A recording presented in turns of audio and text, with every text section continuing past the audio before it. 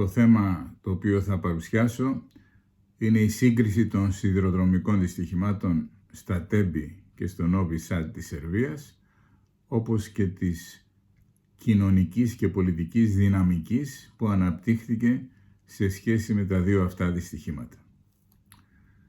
Τα σιδηροδρομικά δυστυχήματα στα Τέμπη και το Νόβι Σαντ κυριαρχούν εδώ και καιρό στην επικαιρότητα στην Ελλάδα και τη Σερβία. Στα Τέμπη σκοτώθηκαν τον Φεβρουάριο του 2023 57 άτομα και στον σιδηροδρομικό σταθμό του Νόβι Σαντ τον Νοέμβριο του 2024 16 άτομα. Το ανθρώπινο δράμα συμπληρώνουν εκατοντάδες τραυματίες, ψυχολογικά βασανισμένοι και οι οικογένειες των θυμάτων που έχασαν τους δικούς τους ή τους βλέπουν να υποφέρουν και ζητούν δικαίωση. Στόχος μου είναι να εξετάσω τις ομοιότητες και τις διαφορές μεταξύ των δύο δυστυχημάτων, όσων προηγήθηκαν και όσων ακολούθησαν, και να καταλήξω σε βασικά συμπεράσματα για την κατάσταση και την προοπτική του σιδηροδρομικού δικτύου και την κοινωνική και πολιτική δυναμική που έχει αναπτυχθεί σε Σερβία και Ελλάδα εξαιτίας των δύο δυστυχημάτων και του τρόπου χειρισμού τους. Ερώτηση. Ποιο είναι το βασικό κοινό σημείο των Τεμπών και του Νόβι Σαντ? Απάντηση. Το ότι δημιούργησαν πρωτοφανή κρίση εμπιστοσύνης σε βάρος της κυβέρνησης και του ευρύτερου συστήματος εξουσίας στην Ελλάδα και στη Σερβία. Η ευρύτερη κοινή γνώμη κατέληξε στο συμπέρασμα ότι οι αρμόδιοι, κυβερνητικοί, κρατικοί, υπηρεσιακοί δεν ενδιαφέρθηκαν για την ασφάλεια των σιδηροδρομικών συγκοινωνιών, έδωσαν απόλυτη προτεραιότητα στο εύκολο και διαπλεκόμενο κέρδος. Οι περισσότεροι πολίτες προσυπογράφουν το σύνθημα που βροντοφωνάρουν στη Σερβία στις συγκεντρώσεις και τις πορείες διαμαρτυρίες: «Η διαφθορά σκοτώνει». Ερώτηση. Ανεξάρτητα από τα δύο τραγικά δυστυχήματα, υπάρχει πρόγραμμα εξυγχρονισμού των σιδηροδρόμων στη Σερβία και στην Ελλάδα? Απάντηση. Ναι για τη Σερβία, όχι για την Ελλάδα. Στη Σερβία ήρθαν το 2013 σε συμφωνία με την Ουγγαρία και κυρίως με την Κίνα για την ανακατασκευή της σιδηροδρομικής γραμμής μήκους 350 χιλιόμετρων που συνδέει το Βελιγράδι με τη Βουδαπέστη. Πρόκειται για επένδυση αρχικού κόστους 3 δισεκατομμυρίων ευρώ που χρηματοδοτείται από την Τράπεζα Εξαγωγών-Εισαγωγών της Κίνας. Το επενδυτικό πρόγραμμα είναι ενταγμένο στη στρατηγική της Κίνας Belt and Road Initiative, μια ζώνη, ένας δρόμος, που έχει στόχο τη δημιουργία μιας παγκόσμιας υποδομής. Μέσω αυτής η Κίνα ενισχύει την παγκόσμια επιρροή της και κάνει πιο γρήγορη και οικονομική την πρόσβαση των εξαγωγών της σε διάφορες αγορές του κόσμου. Αυτό έχει τεράστια σημασία για την Κίνα, που αποτελεί το λεγόμενο εργοστάσιο του κόσμου. Το αρχικό χρονοδιάγραμμα προβλέπει τη λειτουργία της γραμμής Βελιγράδι-Βουδαπέστη εντός του 2025, με τα τρένα να τρέχουν μέχρι 200 χιλιόμετρα την ώρα στη Σερβία και μέχρι 160 χιλιόμετρα την ώρα στην Ουγγαρία. Και στις δύο χώρες τον έλεγχο των εργασιών έχουν κινεζικές εταιρείες. Στη Σερβία οι σέρβικες υπεργολαβίες φτάνουν μέχρι το 46% του συνολικού κύκλου εργασιών. Οι εργασίες προχωρούν με εντατικό ρυθμό. Είναι χαρακτηριστικό ότι στα τέλη του 2022 ο πρόεδρος της Σερβίας Βούτσιτς και ο πρωθυπουργός της Ουγγαρίας Όρμπαν εγκαινίασαν στο Νόβι Σαντ το πρώτο τμήμα της εξυγχρονισμένης σιδηροδρομικής γραμμής Βελιγράδι-Βουδαπέστη. Αντίθετα, στην Ελλάδα δεν υπάρχει σοβαρό επενδυτικό πρόγραμμα για τον εξυγχρονισμό του σιδηροδρομικού δικτύου. Πριν την κρίση του 2009-2010 και τη χρεοκοπία του ελληνικού δημοσίου, κατασπαταλήθηκαν τεράστια ποσά από τις κυβερνήσεις Νέας Δημοκρατίας και του Πασόκ. Χρέωναν το κόστος των επενδύσεων στις σιδηροδρομικές υποδομές στον πολύπαθο ΟΣΕ για να εμφανίζουν το δημοσιονομικό έλλειμμα και το δημόσιο χρέος μικρότερα από ό,τι πραγματικά ήταν. Έτσι έφτασε να χρωστάει ο ΟΣΕ 10 δισεκατομμύρια ευρώ, δανεικά και αγύριστα, με κρατική εγγύηση. Η Τρόικα πέρασε μετά την ελληνική χρεοκοπία το χρέος του ΟΣΕ στο δημόσιο χρέος, αυξάνοντάς το κατά 10 δισεκατομμύρια ευρώ από τη μια στιγμή στην άλλη. Ακολούθησε μια περίοδος ανεπαρκούς χρηματοδότησης της υποδομής του σιδηροδρομικού δικτύου λόγω μνημονιακής λιτότητας. Στη συνέχεια είχαμε τις φυσικές καταστροφές Ιαννός και Ντάνιελ, όπως και το δυστύχημα στα Τέμπη που ανέδειξαν κακοδιαχείριση, κακοτεχνίες, εγκληματική αμέλεια. Την κατάσταση επιδίνωσε η προβληματική ιδιωτικοποίηση της Τρένοσέ, από την κυβέρνηση Τσίπρα το 2017 υπέρ της Ιταλικής κρατικής εταιρείας σιδηροδρόμων, η οποία δεν διακρίνεται για την αποτελεσματικότητά της. Είχαμε λοιπόν μια αρκετά προβληματική λειτουργία πάνω σε μια ακόμη πιο προβληματική και, όπως αποδείχθηκε, επικίνδυνη υποδομή. Τα λάθη του παρελθόντος δεν έχουν οδηγήσει σε αλλαγή του τρόπου διαχείριση. Η κυβέρνηση Μητσοτάκη εξακολουθεί να ταΐζει το καρτέλ των μεγαλοεργολάβων που νέμονται διαχρονικά τη σιδηροδρομική υποδομή με απευθείας ανάθεση έργων 1,4 δισεκατομμυρίων ευρώ στο όνομα του κατεπήγοντος. Οι διαπλεκόμενες πάσεις και η υποψία δημιουργίας πολιτικού χρήματος στέκονται εμπόδιο σε ένα σοβαρό επενδυτικό πρόγραμμα εξυγχρονισμού του σιδηροδρομικού δικτύου. Επιδίωξη της κυβέρνησης είναι απλά να πάμε πίσω στο κάπως μικρότερο χάλι που υπήρχε προ-Ιαννού, Τεμπών και Ντάνιελ. Ερώτηση. Πώς συγκρίνονται τα δυστυχήματα στο Νόβι Σαντ και τα Τέμπη? Απάντηση. Στο Νόβι Σαντ είχαμε κατάρρευση μέρους του στέγαστρου του ανακαινιστέντος σταθμού με 16 νεκρούς και δεκάδες τραυματίες. Στα Τέμπη είχαμε δυστύχημα εξαιτίας της κατάρρευσης του συστήματος του σιδηροδρόμου. Κάτι πολύ πιο σοβαρό. Ο σιδηροδρομικός σταθμός του Νόβι Σαντ κατασκευάστηκε το 1965 και ήταν αρχιτεκτονικά πρωτοποριακός, δείγμα μοντερνισμού του ιουγκοσλαβικού σοσιαλισμού επιτήτου. Γι' αυτό διατηρήθηκε το αρχιτεκτόνημα, αλλά δεν υπήρξε πρόνοια για τη συστατική του ενίσχυση. Αντίθετα, προσθέθηκαν στο στέγαστρο βάρη 23 τόνων, μπετόν και γυαλοπίνακες που προκάλεσαν τη μερική του κατάρρευση. Οι Κινέζοι επιβλέποντες και οι Σέρβοι υπεργολάβοι, με στενές σχέσεις με την κυβέρνηση και το καθεστώς Βούτσιτς, αγνόησαν προειδοποιήσεις στέλεχους που εξαναγκάστηκε σε παρέτηση και έτσι φτάσαμε στην καταστροφή. Τα συστατικά της στοιχεία είναι η εγκληματική αμέλεια, η διαπλοκή, η επαγγελματική προχειρότητα. Στα Τέμπη η κατάσταση ήταν πολύ χειρότερη. Συνδυάστηκαν η έλλειψη επαγγελματισμού και οργάνωσης, η διαπλοκή και η διαφθορά για να οδηγήσουν στην καταστροφή. Στα Τέμπη είχαμε συνολική κατάρρευση του δικτύου, όχι μια εντοπισμένη καταστροφή όπως στο Νόβι Σαντ. Δεν πρέπει να ξεχνάμε ότι είχαν προγραμματιστεί για το επόμενο πρωί του σιδηροδρομικού δυστυχήματος τα εγγένεια από τον Πρωθυπουργό του κέντρου της ανύπαρκτης, όπως αποδείχθηκε, τηλεδιοίκησης ασφάλειας του δικτύου. Ερώτηση. Η συνεργασία με την Κίνα μπορεί να αποτελέσει λύση για τον ελληνικό σιδηρόδρομο? Απάντηση. Κατά την άποψή μου, ναι, και αποτελεί τη μόνη σοβαρή εναλλακτική λύση, αν και υπάρχουν αντιρρήσεις και δυσκολίες. Οι Κινέζοι έχουν αναλάβει μεγάλα έργα υποδομής στα Βαλκάνια και στην Ελλάδα αναπτύσσουν το λιμάνι του Πειραιά μέσω Κόσκο.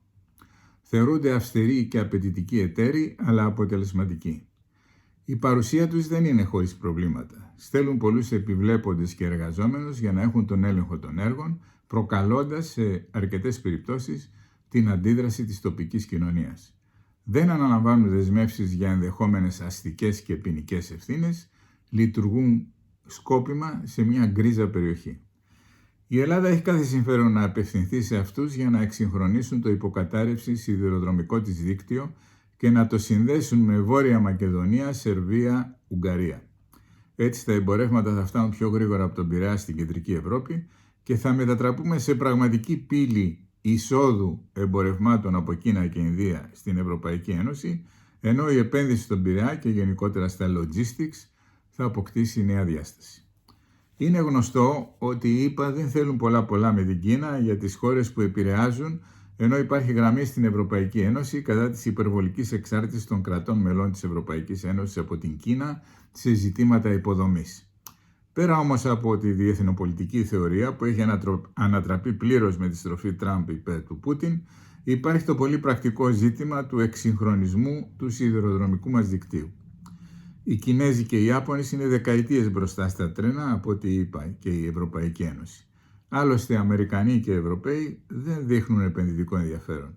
Εάν θέλουμε σύγχρονα και ασφαλή τρένα και υποδομές και τη μετατροπή της Ελλάδας σε πραγματική πύλη εμπορευμάτων στην Ευρωπαϊκή Ένωση, η συνεργασία με την Κίνα δείχνει να αποτελεί μονόδρομο. Ερώτηση. Πώς συγκρίνονται οι προσπάθειες διαφάνειας και κάθαρσης σε Σερβία και Ελλάδα σε σχέση με τα Τέμπη και τον Νόβι Σαντ? Απάντηση. Στη Σερβία η κυβέρνηση καθεστώς Βούτσιτς εμφανίζεται πιο τολμηρή από ότι στην Ελλάδα η κυβέρνηση καθεστώς Μητσοτάκη. Πρώτον, ο Βούτσιτς όχι μόνο έδιωξε από την κυβέρνηση τον Υπουργό Μεταφορών, αλλά τον παρέμπεψε στη δικαιοσύνη. Στην Ελλάδα ο Μητσοτάκης επιμένει στην ασυλία του πρώην Υπουργού Μεταφορών Κώστα Καραμανλή, αναλαμβάνοντας και το σχετικό πολιτικό κόστος. Δεύτερον, ο Βούτσιτς εξανάγκασε σε παραίτηση το σύνολο της κυβέρνησης προκειμένου να αποφασίσει εάν θα επιχειρήσει σαρωτικό ανασχηματισμό ή θα πάει σε πρόωρες εκλογές.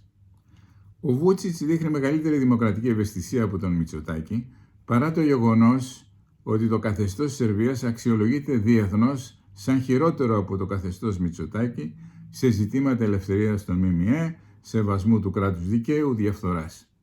Η Ελλάδα έρχεται επί Μητσοτάκη στις τελευταίες θέσεις της Ευρωπαϊκής Ένωσης των 27, αλλά η Σερβία και το σύνολο των Δυτικών Βαλκανίων είναι ακόμη πιο χαμηλά.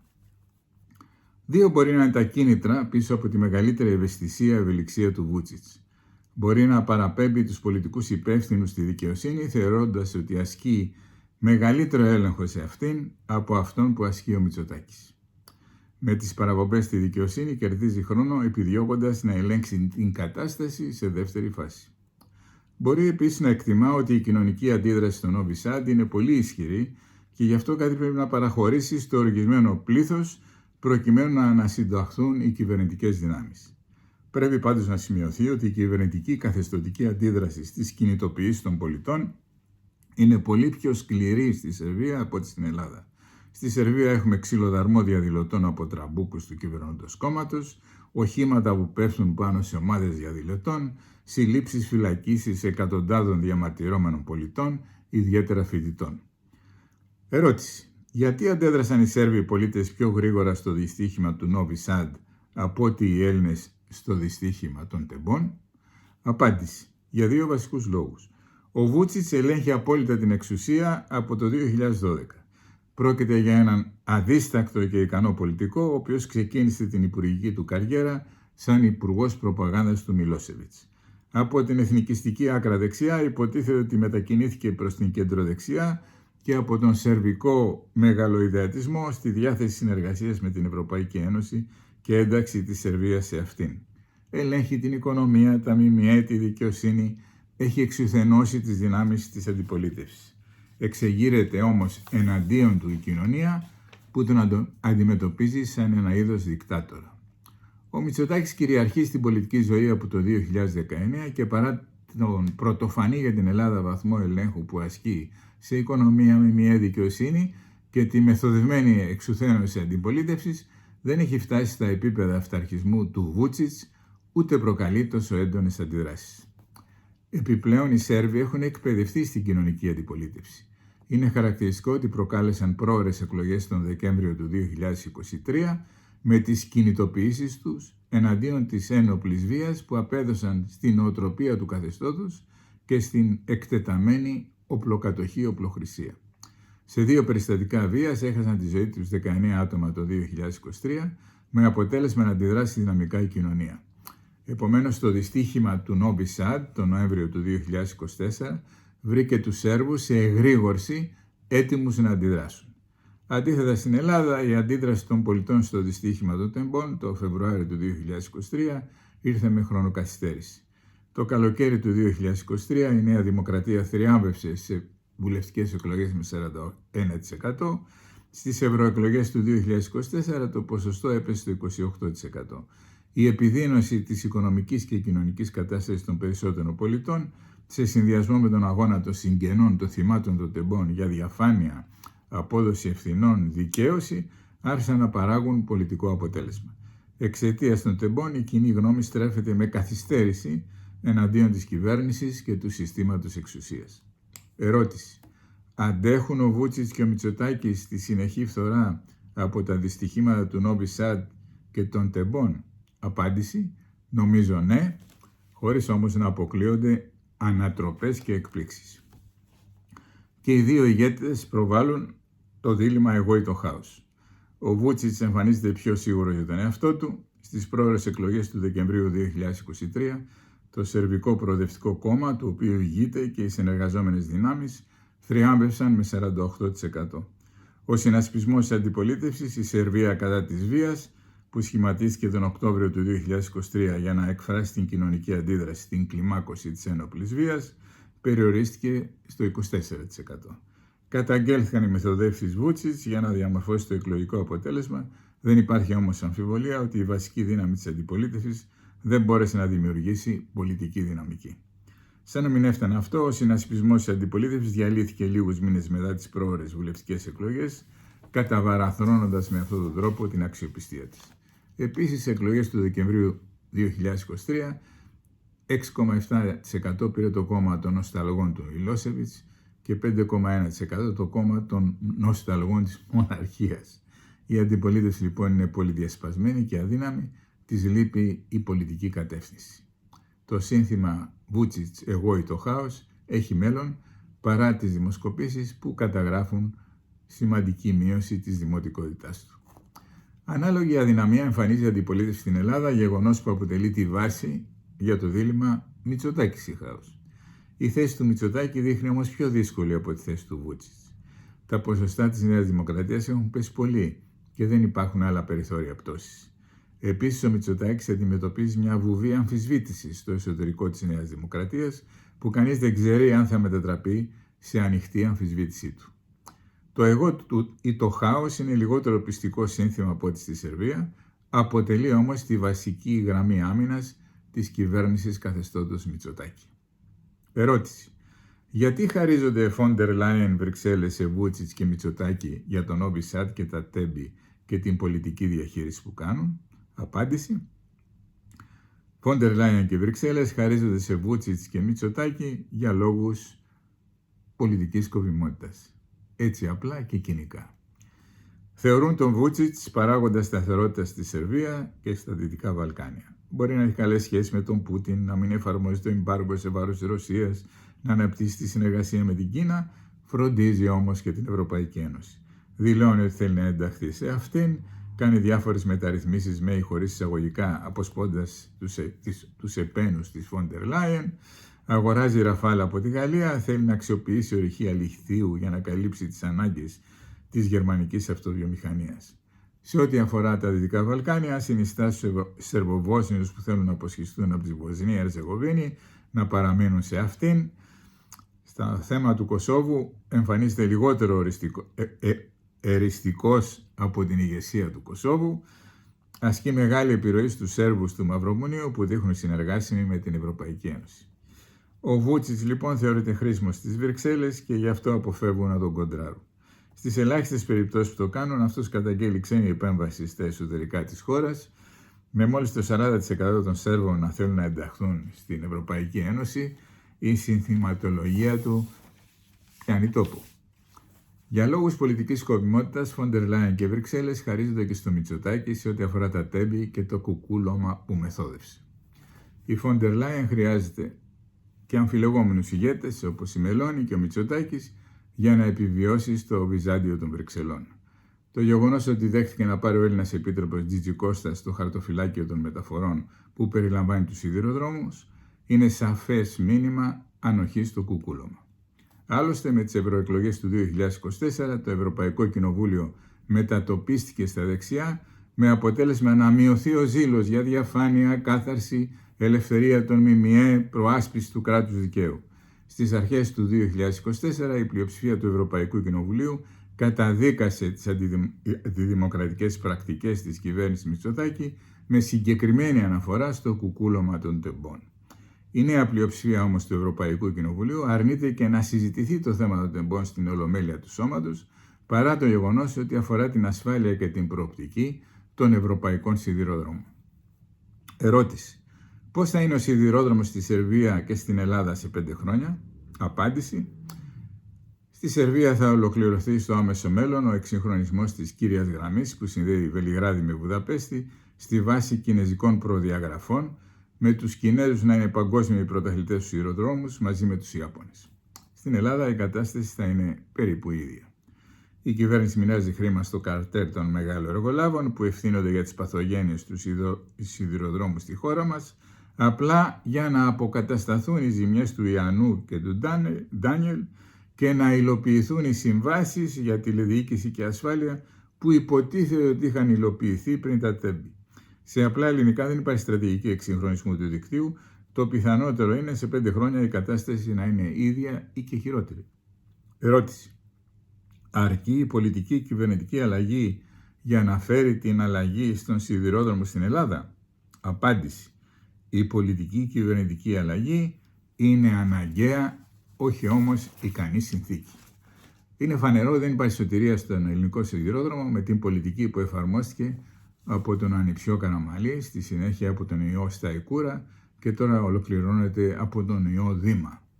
Εάν συνυπολογίσουμε και τη συμβολή στο σιδηροδρομικό χάος του άλλου ανιψιού Καραμαλή, του Λιάπη, μπορούμε να πούμε ότι ο σιδηρόδρομος είναι διαχρονικό θύμα της αναποτελεσματικότητας και της αδιαφορίας της γαλάζιας οικογενειοκρατίας. Για να υπάρξει προοπτική για τον ελληνικό σιδηρόδρομο πρέπει να απαλλαγεί από τους προβληματικούς Ιταλούς επενδυτές, να υπάρξει επενδυτικό πρόγραμμα υποδομής σοβαρό και κατά προτίμηση με τους Κινέζους, να σπάσουν οι δεσμοί διαπλοκής με το καρτέλ των μεγαλοεργολάβων, να επιβληθεί επαγγελματισμός σε όλους τους σιδηροδρομικούς οργανισμούς που έχουν μετατραπεί διαχρονικά σε κομματική παιδική χαρά, να τιμωρηθούν παραδειγματικά οι υπεύθυνοι σε όλα τα επίπεδα της τραγωδίας των τεμπών για να περάσει το μήνυμα της νέας εποχής. Ο σιδηρόδρομος είναι καθρέφτης της ελληνικής πραγματικότητας, που είναι αναγκαίο αλλά και εξαιρετικά δύσκολο να αλλάξει.